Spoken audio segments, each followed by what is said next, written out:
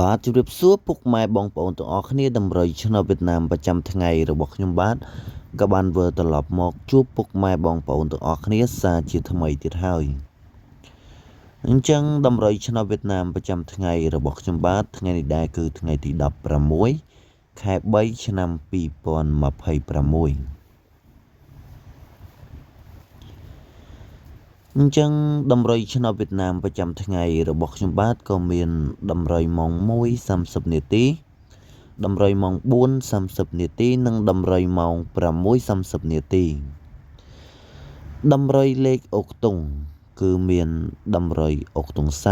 30អញ្ចឹងនេះគឺជាតម្រុយលេខអុកតុង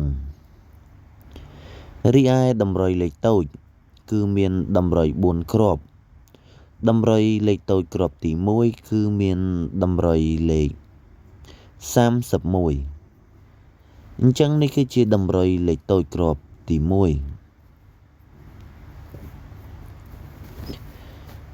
រីឯតម្រុយលេខតូចគ្រាប់ទី2គឺមានតម្រុយលេខ17អញ្ចឹងនេះគឺជាតម្រុយលេខតូចគ្រាប់ទី2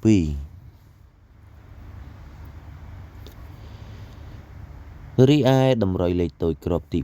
3គឺមានតម្រុយលេខ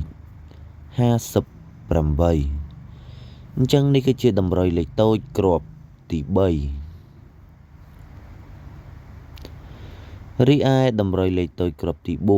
4គឺមានតម្រុយលេខ98អញ្ចឹងនេះគឺជាតម្រុយលេខតូចគ្រាប់ទី4រីឯតម្រុយលេខធំគឺមានតម្រុយ2គ្រាប់គុណតម្រុយគ្រាប់ទី1គឺមានតម្រុយលេខ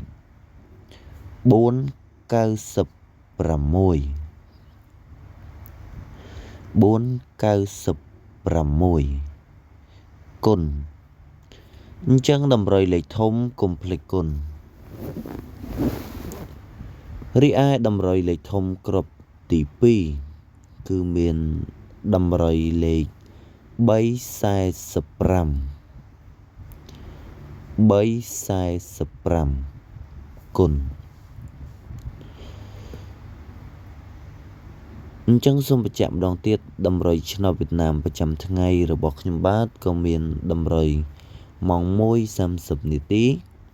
តម្រុយម៉ោង 4:30 នាទីនិងតម្រុយម៉ោង 6:30 នាទីតម្រុយលេខអុកតុងគឺមានតម្រុយអុកតុង30រីឯតម្រុយលេខតូចគឺមានតម្រុយ4គ្រាប់តម្រុយលេខតូចគ្រាប់ទី1គឺមានតម្រុយលេខ31រីឯតម្រុយលេខតូចគ្រាប់ទី2គឺមានតម្រុយលេខ17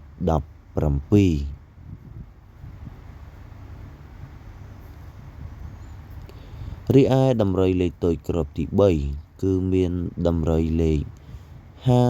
58រីឯតម្រុយលេខតូចគ្រាប់ទី4គឺមានតម្រុយលេខ98តម្រុយលេខធំគឺមានតម្រុយ2គ្រាប់គុណគ្រាប់ទី1គឺមានតម្រុយលេខ496គុណគ្រាប់ទី2គឺមានតម្រុយលេខ345គុណអញ្ចឹងតម្រុយឆ្នោតវៀតណាមប្រចាំថ្ងៃរបស់ខ្ញុំបាទក៏មានតម្រុយតែប៉ុណ្្នឹងទេខ្ញុំបាទក៏សូមអរគុណនិងសូមជម្រាបលា